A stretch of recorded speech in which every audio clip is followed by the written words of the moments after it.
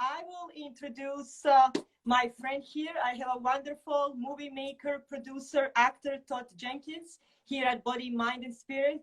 Welcome. Thanks for having me. Oh, it's my pleasure. It's my pleasure. And it's my honor.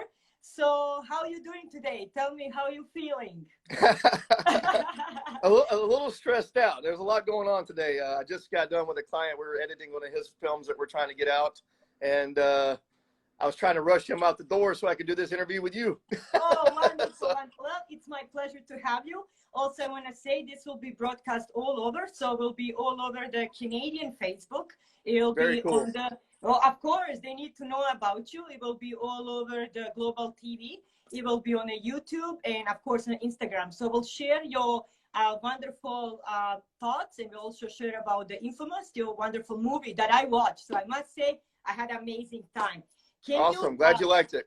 Oh, it was perfect. It was perfect. Can you tell us a little bit about yourself and why did you choose the movie industry, if you don't mind? I guess I've been a movie fan ever since I was a little kid. It's all my aunt's fault. She used to show me inappropriate movies when I was growing up, when I was really young. I would watch, she'd show me movies like First Blood, Jaws. I think I even saw Scarface when I was really young. Oh, wow. And of course, like Nightmare on Elm Street. That was one of the ones that really freaked me out as a young kid. But I'm glad I got to see it. So growing up, I would always go to movies on weekends, and the family would get together. We'd have pizza night on the weekends, and everyone would rent VHS copies from Blockbuster and stuff like that. So I was a huge movie fan. As far as me getting in the industry as an actor and director and all that, that was 100% pure accidental. It wasn't supposed to happen that way. Oh, come on. You are very gifted. You're very talented. I'm very, very happy that we all have you. What was your inspiration for your creation? Like basically when it comes for a really movie that I think we all love about, and that would be Cherokee Creek, if you don't mind telling us. Yes. I was inspired to do Cherokee Creek because I'd always wanted to do my own film. And I'm not a writer, so I didn't have a whole lot of ideas of what I wanted to do as far as writing went. And I couldn't find any scripts that I wanted to produce or act in at the time. And Billy Blair, who's also one of the leads in Cherokee Creek, he and I met each other on a really bad Bigfoot movie called Bigfoot Wars. Oh, okay. And we had a great time working on Bigfoot Wars. They had a lot of great crew and actors that I'm still friends with today. And I got to work with C. Thomas Howell on that, as well as Judd Nelson. And we had high hopes for the project, but it just didn't turn out as good as we had hoped and expected it to. And whenever we were trying to figure out an idea to do, I was like, I've been doing a lot of research on these Bigfoot movies, and I haven't really seen a whole lot that I like. There's a lot of them that come out every year, but a lot of them are poorly made. If they do show the Bigfoot, it looks really bad. So I wanted to do something totally different than just like a group of campers go out and they go camping in the woods and then they start getting killed, or there's somebody hunting for Bigfoot. So I got the idea to do something more raunchy, more comedy, and kind of mix it in like Tucker and Dale versus Evil mixed with American Pie, Pulp Fiction, and The Hangover. So I kind of was inspired by all those movies in one. It's a really cool movie, and me and my sister are a huge fan of yours. I'll be honest to you, and many people in Canada really do love you and admire you. So I'll tell you that, and you're really welcome. You know, and you should come to British Columbia because I would love to. Oh, of course, our British Columbia is full of the basically unknown and Bigfoot and everything. Actually, it's in my backyard. If you see where is the panorama and where is the British Columbia, one part of the resorts, all of that area, it's called Sasquatch area. So we have many many pretty cool stories about that, and many people actually seeing it, and it's kind of quite creepy and cool. So I think you would love it. What is your favorite scene in that movie, if you don't mind me asking? Oh gosh, my favorite scene in Cherokee Creek. There's so many good scenes. Gosh, that's a tough one. Let me think about it for a second. No problem. I really like all the death scenes. I think those are fun. I like the death scenes. As far as having fun filming it was early on when we were all sitting around the campfire. That was a lot of fun. Oh, I bet you. You know, those were more of the fun scenes when it was early on in the shooting process and it wasn't quite as cold yet. But honestly, the whole movie was such a challenge to get through because of the weather conditions. It was like 10 degrees here in Texas, which was really weird at that time because we don't usually get cold winters. So that was quite odd.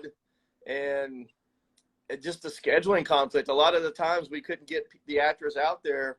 I think it took 6 months to complete all of the movie, but we only filmed for like maybe 20 days, and those weren't even full days. But it was definitely challenging just to schedule to get everybody together, because those scenes around the campfire to get everyone scheduled to line up was really hard. And as the shooting went on, Billy was doing more big movies like Alita Battle Angel, so that was kind of screwing up the schedule. And I think a couple other actors got movies, and then one of them was actually in a play that was going on the entire time. So it was always like, are we ever going to get this movie done? So I was scared to death that we were never going to get it done, but it finally came together at the 11th hour. And the reason it did, the people who own the property that we were filming at, they had told me, you got to get this done before all the snakes and stuff start coming out. So we're like, oh crap, we better get it done. And then everything started turning green because it had been dead because of the winter. But because spring was coming up, everything was starting to come back alive. So we knew we were against the clock on it. We had to hurry up. Oh, well, you know what? I must say that movie is amazing. And I think you did a wonderful job. And like I said, we just got now switched to another movie. It's Infamous. And I must say it's a great movie. You did a wonderful job. And I enjoy watching it. I think many people that didn't watch it, I highly recommend it if they want to escape from this crazy reality, COVID-19 and everything. So can you tell me a little bit about that movie? What's your favorite scene and what you like about it? Well, my favorite scene is me with the shotgun, of course. Yeah, looking because cool. I'm in it. Cool. Yeah, that was an interesting process. I film a lot of auditions for actors, and Billy Blair, who also worked with me as my producing partner and also as one of the leads in Cherokee Creek, he came in and he auditioned for Infamous. Before it used to be called Southland, but they changed the name to Infamous. And he auditioned and was cast before me. So I remember being jealous, going, man, I wish I could be in this movie, because I was a big fan of the movie on Netflix, The Babysitter, that Bella Thorne is in. Yes. So I knew her work from the Babysitter movie, and I knew the concept of the movie from the script that I worked with Billy on his scenes during the audition. I thought, wow, that would be a really cool movie to be a part of. So I had no idea that after he had been cast and already been hired, maybe a few weeks later, it was like 2 or 3 weeks later or even longer, that they approached me to play the guy, the store owner. So that was really cool to get to play that part. It's one of my favorite scenes for sure in the movie. The movie is great itself. I must say, so much excitement. It's not boring. It just flows and it makes you kind of think. I really think it's a great movie. And, many of my friends and colleagues that watch it, they think it's actually good quality and you get connected with audience. And that's what's important. So right. When you were acting, and you're having so much experience, can you tell me or tell all of us, where did you feel mostly connected with the audience that you're getting your message? Like, which part of the movie? Well, definitely, I don't put that much thought into it. I just try to be present when we're filming the scenes. Yes. So, like, me and Bella Thorne never even had a conversation before we filmed those scenes together. I think I actually didn't meet her until they had filmed all our scenes. And then I actually went up to her and introduced myself. It's kind of neat when you do it that way, because you get to stay in character the whole time and you let them stay in character, and nothing comes in between it. So you just go in there and just do your scene and try to be as real as possible. And I think that really worked well for those 2 scenes. I think you did a fantastic job, like both of you guys and everybody in there. It was just fantastic. And, when you watch this movie, of course, there's many ways, like you have to put up the scenes and you have to, maybe travel or do whatever. What was the biggest challenge to make this movie, if you don't mind sharing with us? Was there any challenge? Which one are you talking about, Infamous or Cherokee? Infamous. What was I didn't have any. There was no big challenges on Infamous. That was a smooth ride for me. The toughest part, I guess, was the traveling. I just had to travel to Oklahoma, but that wasn't a big deal. It was a nice drive, and we've actually went back and have explored Oklahoma a lot more since doing the movie. There's a lot of cool places to go hiking, which I like, and I've been there to go zip lining and stuff. So Nice. Oklahoma has a lot of cool places that I wasn't aware of. So it was neat to go and visit there and visit the city and get to check out more of it, because otherwise I may not have known about those places without doing the movie.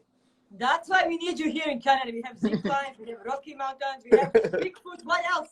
I got to see Toronto when I was a kid. I went there a couple times, and I went to the Canadian side of the Niagara Falls there, and that was beautiful. Oh, thank you. Well, I would love to go back. Oh, thank you. Thank you. We do have a lot to offer. Like each province, you guys call it the states, in the United States, has something different to offer. But like Toronto is a big city, of course, you know, with Niagara Falls and everything. But if you go towards to the, like if you Google national park like Jasper, you know, British Columbia, Banff, those are the places that would be very connected to you and to your soul, since you like to be outside, do the research and everything. This would be you. So when you're talking about, you know, your movie that you make, the Cherokee Creek, what would be the biggest challenge in that movie, if you don't mind? Every day. Every day. Well, I don't. If you look in the credits of the movie, you'll see that I did a lot of jobs, but I also did a lot of the jobs that are not listed in the credits, because I thought it was just getting a little overwhelming and indulging to just put every job that I did. But because the movie, the subject matter of the movie was very raunchy, and it had nudity and some sex scenes and stuff like that. Here in the States, as far as Texas went, a lot of the actors in this area are more, they do a lot of commercial work, more commercial type stuff. So to them, they didn't really want to be a part of a movie like this. So, and even the crew, you know, a lot of the crew people were scared to work on it, because their girlfriends or wives were like, no, don't work on this movie. You know, if you work on this movie, you will get divorced, or, you know, I'll break up with you, because they didn't want to work in with all these girls that were strippers in the movie and stuff like that. So I was like, so basically at the 11th hour, everybody who was supposed to work on it started quitting. So I was like, oh my God, I'm going to have to do the lighting, the camera, the sound, and all that. And thankfully, when the cast was available, they would chip in and kind of help me with setting up lights or holding the boom and stuff like that. But I got a cat trying to get in the shot. That's okay. That's okay. But, that's okay. Might as well introduce him. This is Jasper, my little buddy here. Oh, Jasper. Yeah. Jasper. Hi, Jasper. Say hello, Jasper. So cute, so adorable, so he wants to be part of it. You know, he's always jumping up my lap, giving me attention. Beautiful. He might do that again. I never know. But yeah, it ended up, I just had to keep doing everything. And then it came to the post-production process of the movie, where you have to do the editing and the sound mixing and all that. So I had to do that as well. And I got it. I really lucked out with John Massari, who did our music and score of the movie. He had done the movie Killer Clowns from Outer Space, that old movie from back, I think, in the 80s. Yes. And I'm a fan of that, so it was neat to get to see his take on our movie. He was a huge fan when he saw it without the music, and he brought something really special to it. So I think he helped us complete my vision. So I'm very thankful for that. I think we're all very thankful that movie did come out, and I think all of us, many of us, did enjoy it. Personally, myself, and I know many people that did. And when you mention, you know, that you had some challenges, like, because, you know, there's ladies in it and whatever, you know, sometimes people need to put aside a professional view and, you know, relationship view. So, you know, if you're insecure, you shouldn't be into this kind of industry, you know. True.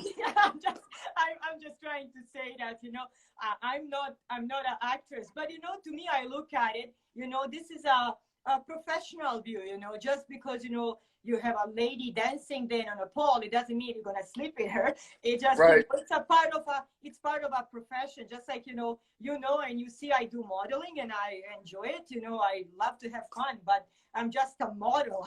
That's professional part of it. So I'm really, when I looked at it, I can connect to you. So I respect that when you say, you know, you were looking for somebody who's very professional, understanding, and, you know, and you trying to make everything complete. I think you did a wonderful job, and I think we're all grateful for that. Thank you. Well, you know, I had to do the most risque shot in the whole movie, so. Oh my God. See, next time, you know, when you come to Canada, we'll give you Canadian beer to cool off. I have another question for you. Are we going to expect any new creations from you soon? Like, are you have anything in mind, like a little secret that you can share with all of us, or give us a little hint or something like that? In the perfect world, there's a movie within the movie of Cherokee Creek where we kind of make fun of our characters that were actors in the movie, and that movie is called Switchblade. So if in the perfect world, if things get back to normal here in the next few months and stuff like that, and we can get Cherokee Creek, because right now we want to get Cherokee Creek back on iTunes and the other platforms that it used to be on. So as soon as we can get that back out on all the platforms, because right now Cherokee Creek is only available on Amazon, I think, Yes. And that's only the US and UK. So I don't even know if Canada can get that. I know you guys can get the Blu-ray from Screen Team Releasing, but I think Amazon's not allowing it to be sold in Canada right now. So we're having to deal with them on that issue. But we're hoping that they will open it back up for all the platforms again, and we can get that back out. So that's kind of where my focus is right now. But if in a perfect world, if another script comes along or we end up getting financing for Switchblade, I would definitely like to do that movie. And that would be kind of a, I would say a cross between the movie Machete and They Live, you know, something kind of like that, with some horror stuff mixed in there, along with kind of what we're dealing with today with the COVID-19 and this whole like end of the world type stuff that's going on. Wow, that makes me excited. I keep thinking now. I think whatever you'll do, it will be very exciting for all of us. I think you're very talented, and you know we cannot wait to see your new creation. And I have only one question before I let you go. And basically, it's connected to the movies that you make, and you know the one that Infamous that we're gonna recommend to everybody. If you now this is connected to Canada. If you would, yeah, I have to. I'm Canadian. You must understand that. So, right. So I'm trying to basically expand the wings of Infamous all over here in Canada, and I want my fellow Canadians, to see your great movie like Cherokee Creek. And would you ever be interested in making a movie here in Canada? Of course. Of course. I have to go. I'll go anywhere, and I already love Canada. I wish I was working in Canada right now. I love the people there, and I love everything about it. So if I could get back over there, that'd be great. You guys already have a lot of cool productions that I wish I was working on over there. Oh, so you know, I've got my passport ready. As soon as somebody wants to hire me, I'll head over that way. Okay, then I'll do the phone calls. So just call me and I'll come work in Canada for sure. I would love it. I will do the phone calls. Well, I must say it was very, you know, I was very happy to have you here. I'm very grateful actually that you did talk to me and to the rest of the Canadians and the audience around the world, because this will be shared on the internet and all over. And I'm looking forward, you know, to talk to you again. I'm looking forward to see you here in Canada. And again, you have a wonderful day, and thank you for joining me here on Body, Mind, and Spirit. And thanks so much for having me. I appreciate you. Thanks so much. Thank you so much. All right. Bye-bye. Bye.